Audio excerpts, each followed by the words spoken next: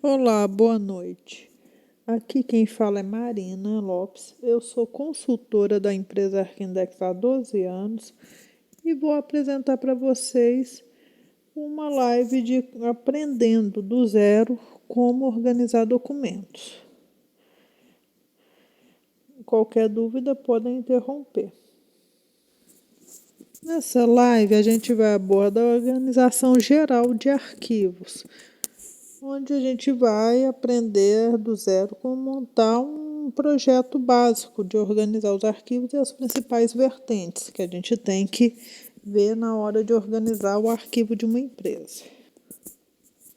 Os tópicos que a gente vai abordar: a avaliação do cenário geral do arquivo. O tópico 2, departamentalizar os arquivos, separar por departamentos.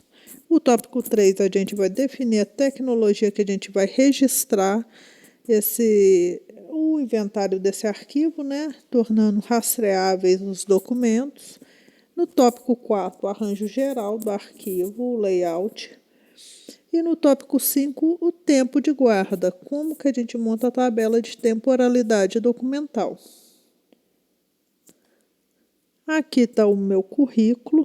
Eu sou gerente de projetos de arquivos há 12 anos na Arquindex. Atuo implementando projetos e fazendo orçamentos comerciais. Já implantei os arquivos, né, da Uzi Minas Belo Horizonte, Patinga, Guarulhos e Cubatão e fui a gerente de projetos responsável por 9 anos nessas unidades, a Uzi Minas Mecânica em Ipatinga também.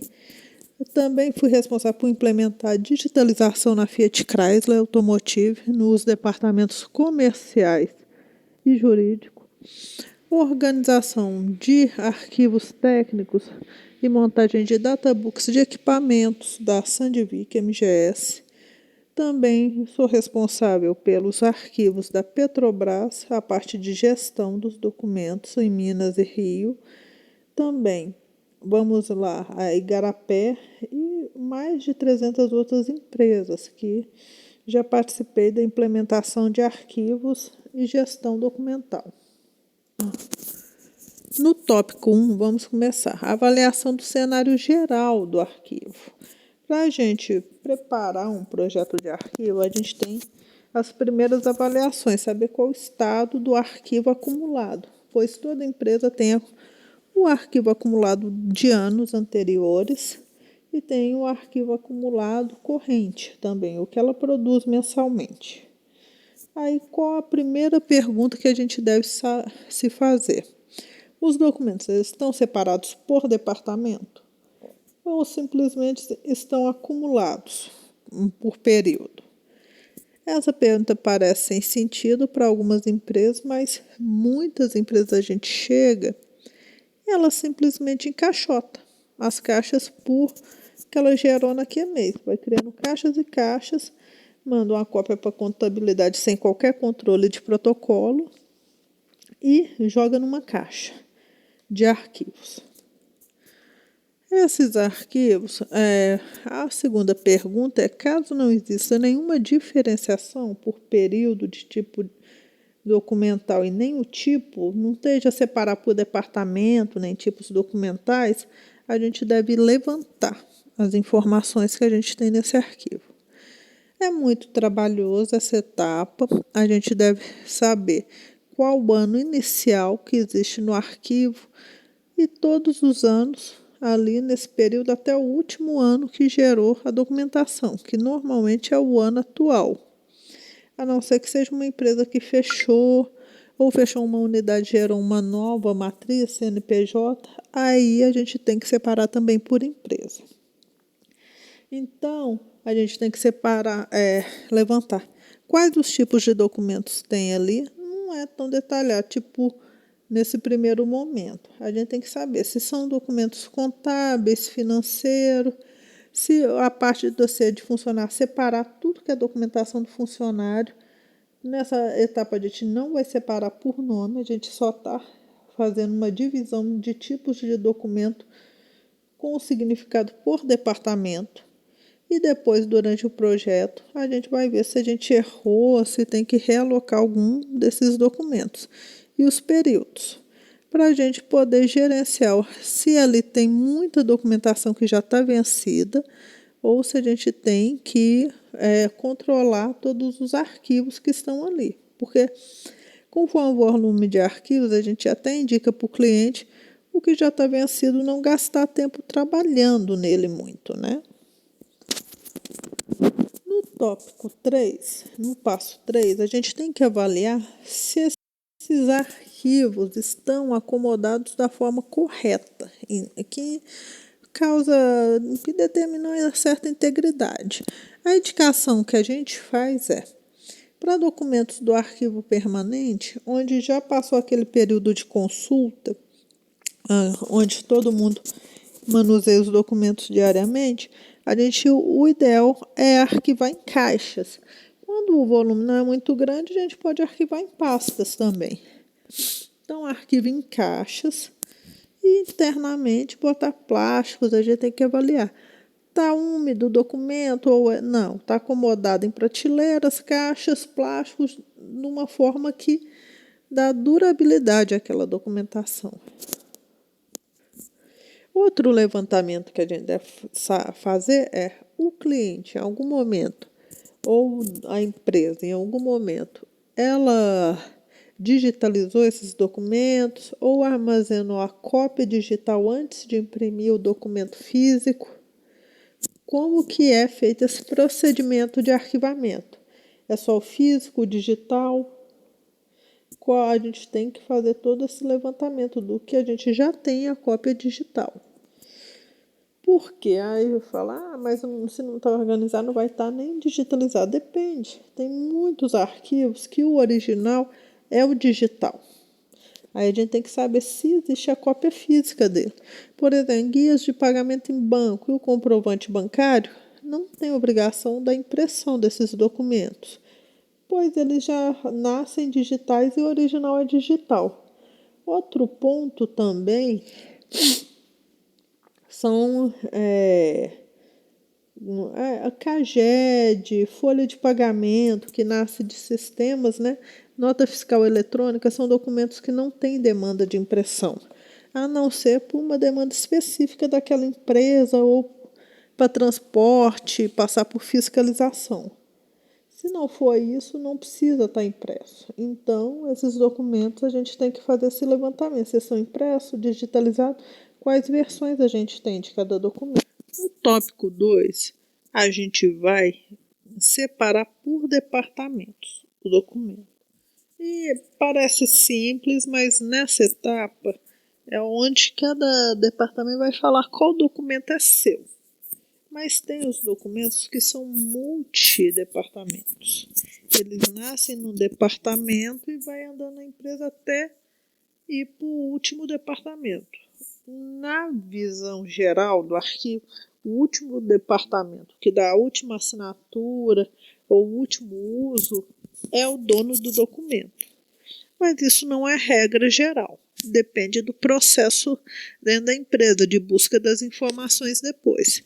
O que importa é a gente criar uma rastreabilidade desse documento para que depois ele seja facilmente encontrado.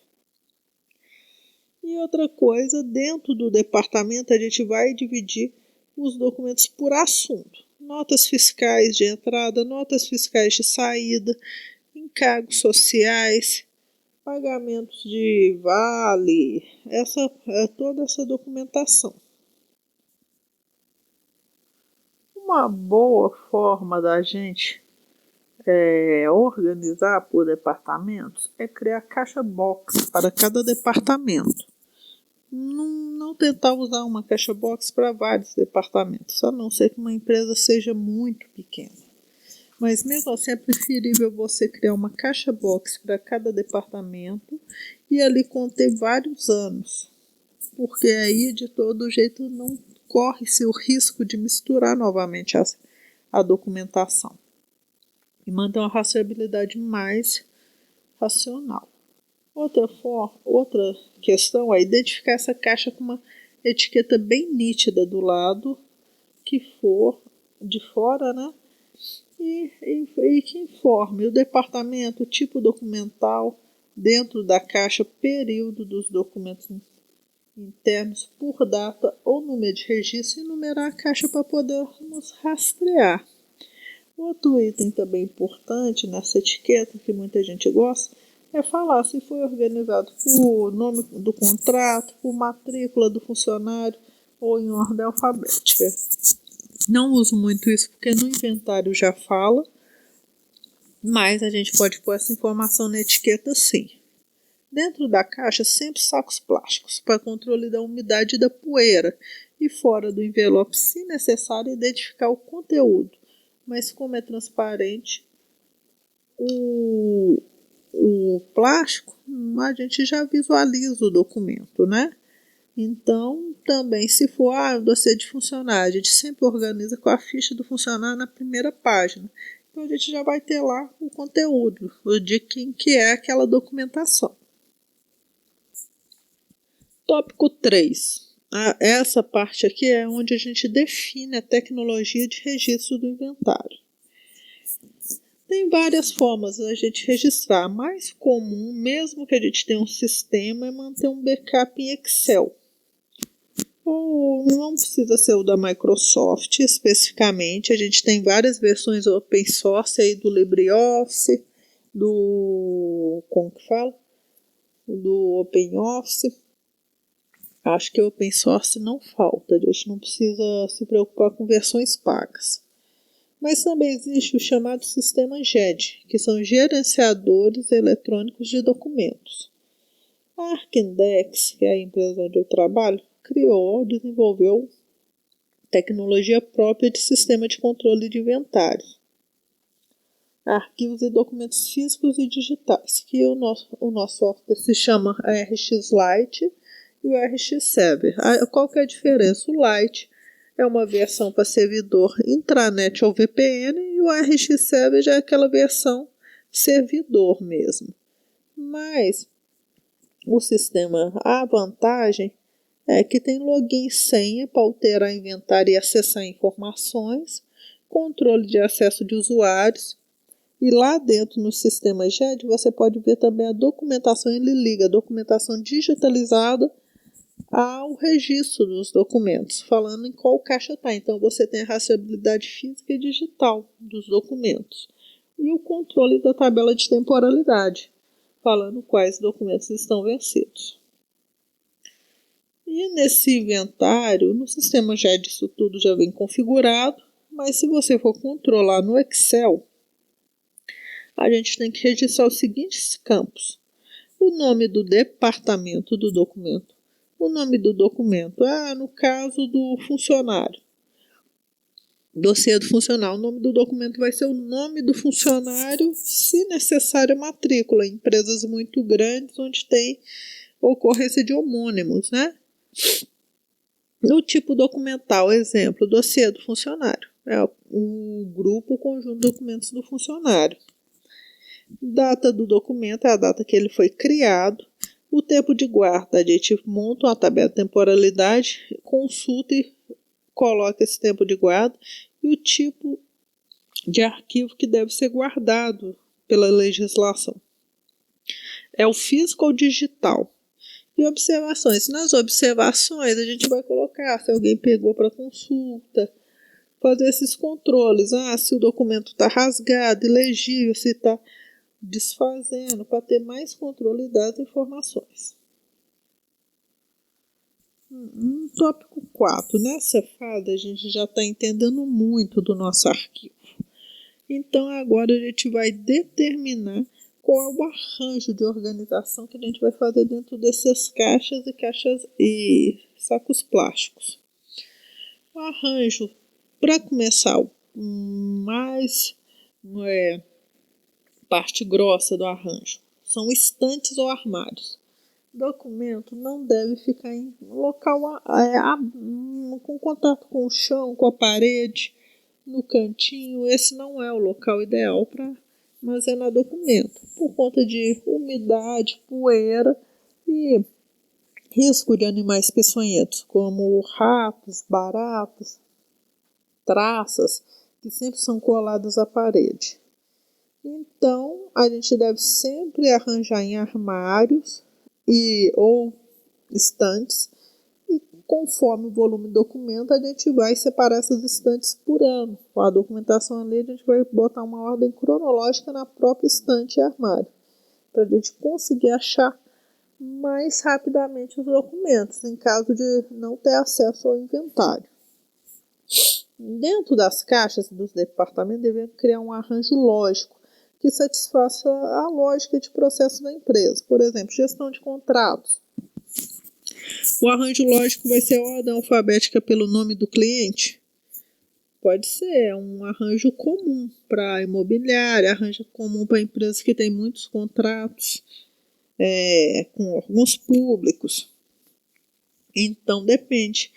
Esse contrato pode ser que esse contrato tenha um número, um sistema controla ele por número e o documento vai ser controlado por esse número crescente. Pode ser também. É uma das opções de organização. Então, a gente vai avaliar qual o arranjo que a gente vai colocar. Então, agora vem os departamentos mais comuns e conhecidos. Mas depende, tem empresa que tem departamentos próprios, criados, centros de custos. Então, cada situação a gente vai ter que avaliar. Tem empresa que é Hello and welcome to Voki. Voki characters like me make learning fun. Mas vamos no geral. No geral, departamento pessoal, contratos comercial. Esses departamentos normalmente devem ser organizados de forma alfabética e geográfica. O que quer dizer isso? A unidade do funcionário, onde ele trabalha, unidade, obra, canteiro, o que seja. E ali dentro organizar de forma alfabética, separando funcionários ativos de funcionários inativos. Então, sempre nesse sentido. Área comercial, contratos, normalmente em ordem alfabética, o nome do cliente, né? Ou então no meio de contrato em ordem crescente. Departamento. Agora, contábil, financeiro e fiscal. Esses departamentos, 99% da documentação deles são organizados por assunto dos documentos e período. O que quer dizer isso? Notas fiscais de entrada de julho, agosto, setembro, outubro, novembro, dezembro daquele ano. Então, é por ano, por mês, sempre separa o assunto e depois bota ele cronologicamente. Então, sempre cronológico, assunto e cronológico.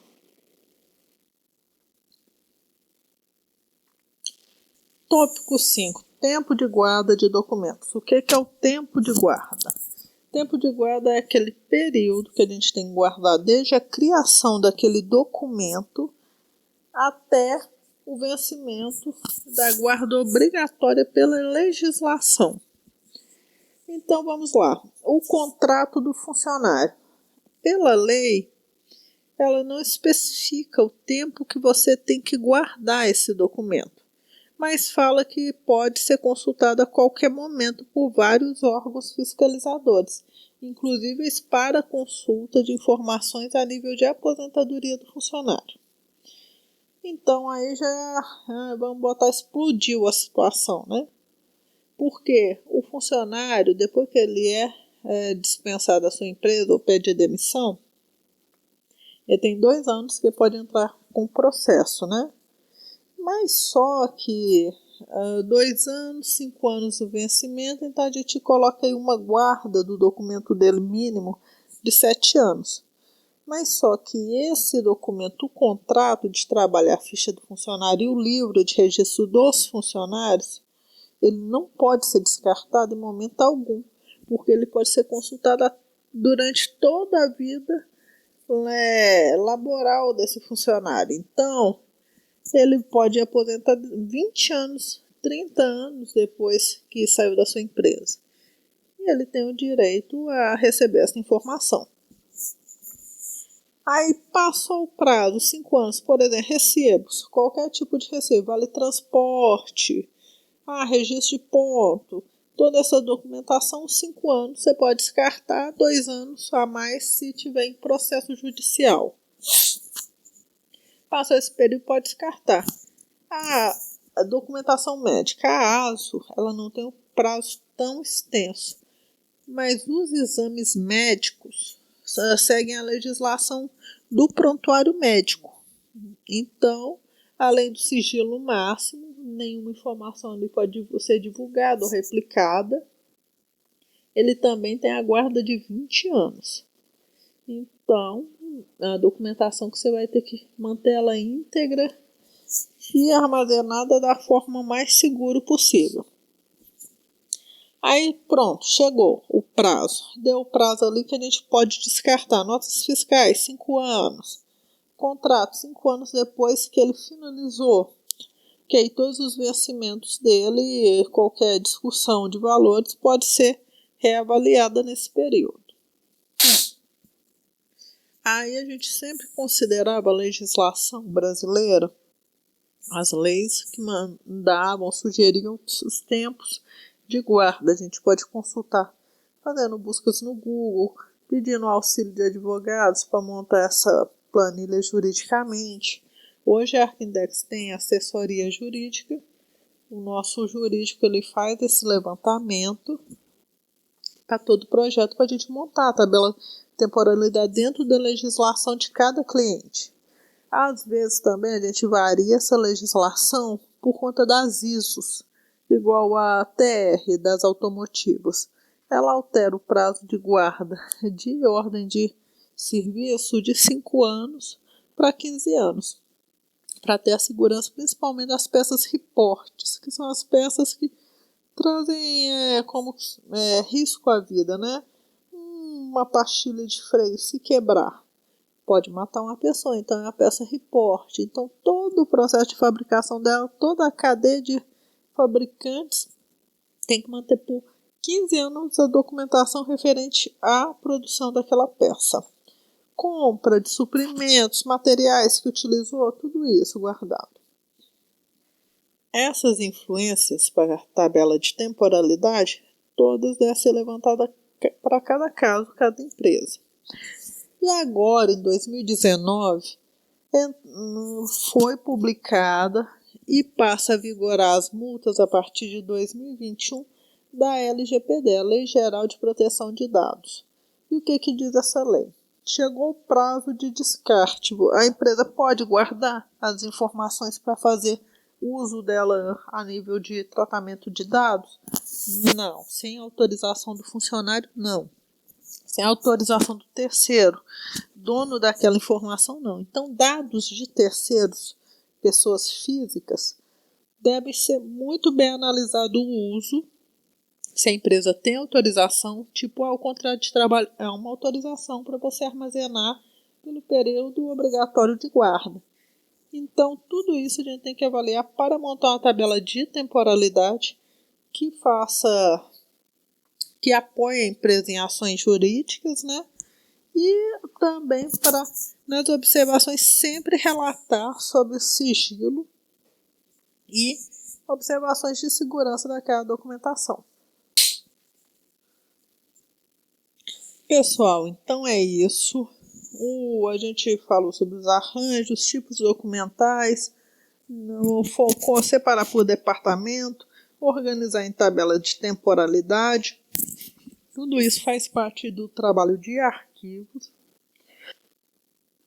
Qualquer dúvida, pode entrar em contato, segue nossos contatos, ou então entra no site da Arquindex, chama um dos nossos consultores no chat, que a gente tira dúvidas. Hoje a Arquindex presta serviço de organização de processos documentais,